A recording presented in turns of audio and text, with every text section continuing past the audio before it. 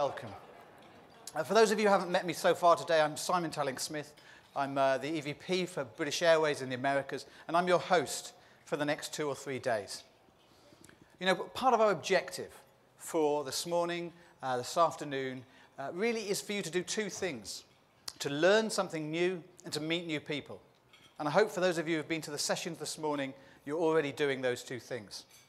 There's more of it to come this afternoon, and of course, during our cocktails this evening, you'll have a chance to meet as many people as possible, which is all just a warm-up for the big flight tomorrow.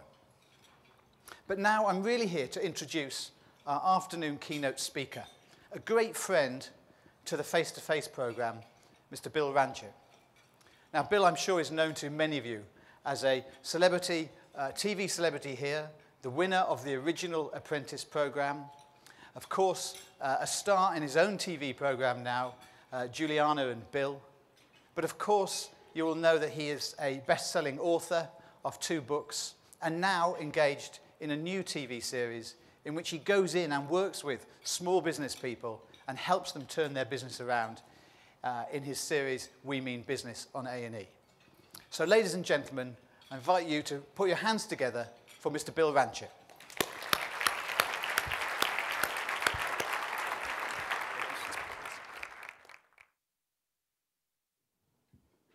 Hello, everybody.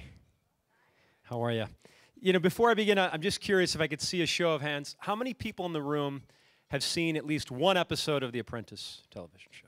Okay, whew. That's always a good thing when I come to these events, and it's hard to believe that that first season of the show was almost 8 years ago. And I know, it's unbelievable.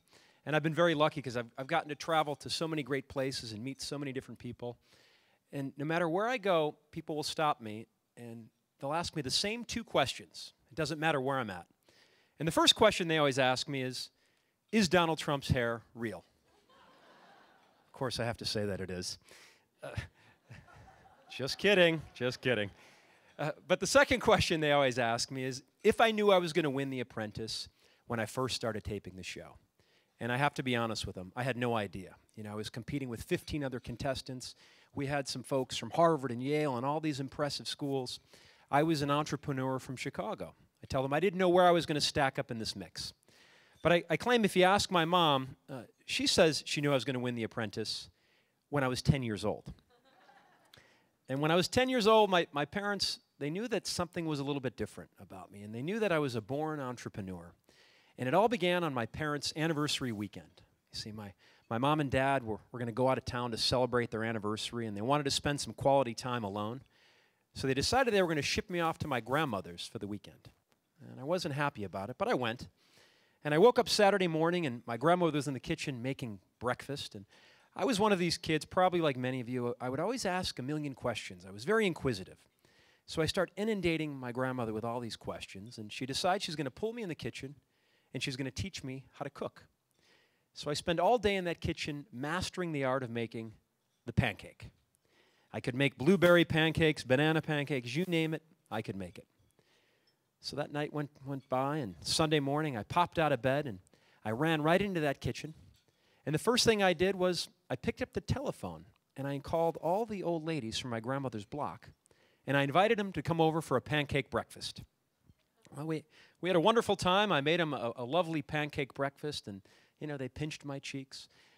And then when they left, I made a very interesting discovery. You see, when they left, I started clearing their plates away from the table. And I discovered that each and every one of those ladies left a $5 bill underneath her plate. I thought, I'm onto something here. So I did what any other 10-year-old kid would do. I took that money, I put it in my pocket, and I kept my mouth shut. Didn't say a word to anybody. The week went by, and Friday afternoon, that school bus dropped me off in front of my house. And I went blazing in the front door, demanding that my parents take me to my grandmother's for the weekend.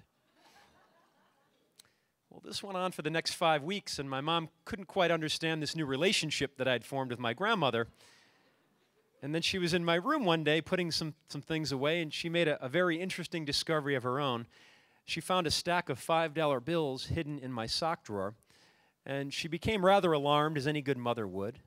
And she immediately sat me down and demanded to know where all this money came from. And I had to fess up that I was running a makeshift restaurant out of my grandmother's house. My mom put that business to an end immediately.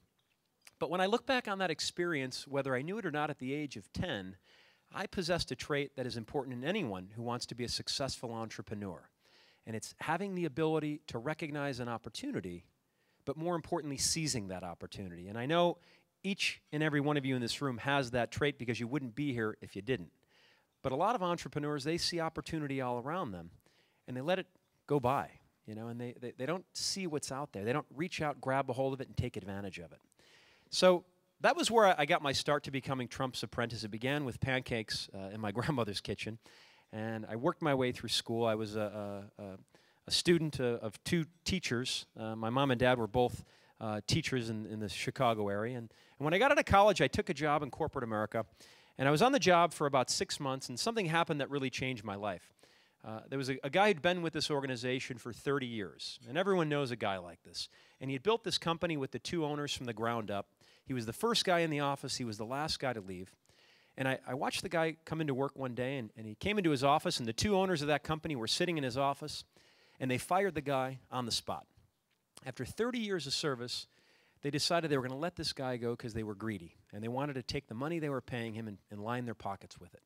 And I watched this guy pack up all of his photos and personal possessions, and they marched him out to the parking lot. And as his car drove away, I said to myself, I'm never going to let that happen to me. And I was determined to get back in touch with my entrepreneurial spirit. So I left the office that day, and I started networking with everyone I could, letting them know that I was going to start another business. And I looked at every business imaginable. And I'll never forget the first business that I looked at because it was almost my last. And I'm sure everyone in this room has gone through this process when you were trying to figure out what business you were going to start. But a buddy of mine called me up and he said, Bill, I've got a friend of a friend who's selling a bar on the west side of Chicago. He's looking to relocate. You can buy this thing for a great price. Well, I was excited. I told him to set up an appointment for me on Saturday. And Saturday came, and I got in my car, and I was driving over to this bar on the west side of Chicago. And as I'm driving over to this bar, I'm envisioning myself as the next Sam Malone from Cheers. It's going to be a great place. People will come and hang out. And I pull into the parking lot, and as I pull into the parking lot, I immediately realize that something isn't quite right with this bar. The name of the place, which my friend failed to mention, he'd only given me the address, the name of the bar was called The Aftermath. I didn't know what this was. But I walk in and I open up the door, and the owner of this bar puts his arm around me, and he was the fastest talking salesman I'd ever met.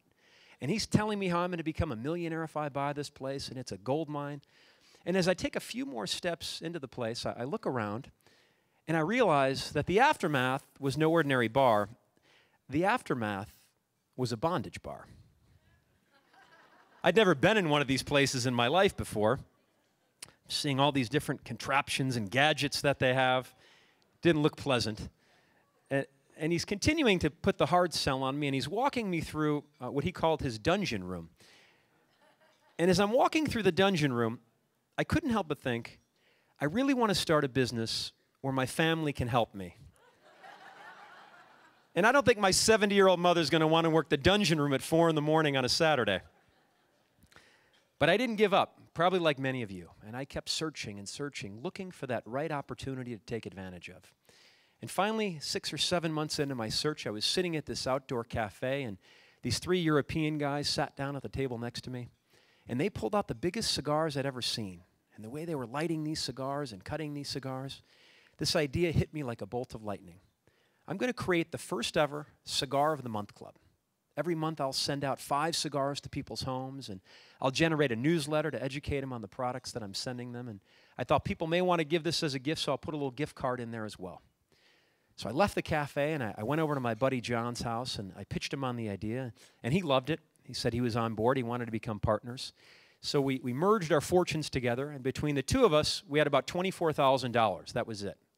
So we decided to open up the operation in my buddy's 400-square-foot studio apartment. It was roughly the size of the stage that I'm standing on here. And we pushed his bed in the corner, and we got some used desks and some used computers. And then I got 7 1-800 phone lines piped into that little apartment. And we were ready to get this business up and running. But there was one thing I had to do, and I had to go in, and I had to quit my job at that metals company.